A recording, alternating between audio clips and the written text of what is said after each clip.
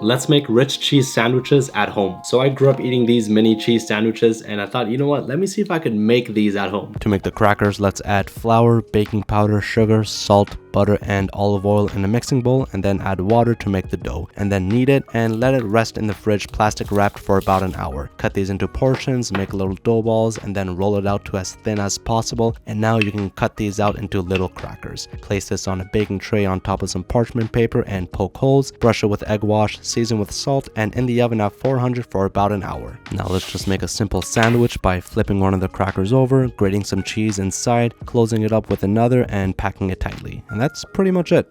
It's not better, but it's different because this actually tastes like cheese and crackers. Even though Ritz says it's made with real cheese, okay, I don't want to say it's artificial, but that flavor of cheese that they use is quite distinct. It's not like that regular cheddar cheese that we might be used to. I don't know, this just hits different. As compared to what we make at home, we can jam pack as much cheese as we want in ours. Theirs is just a tiny little slither. Okay, the cheese that Ritz uses is a lot sweeter, or maybe that's the cracker. Something is really sweet. In the homemade one, it's not really sweet, it's just a nice salty cracker. It's a bit warm too because we just baked it, and it has old cheddar cheese inside, so it's a bit on the funkier side. I'm gonna give rich cheese sandwiches a 8.7 out of 10, and ours is just cheese and crackers. I wouldn't even say they're in the same category. I don't know.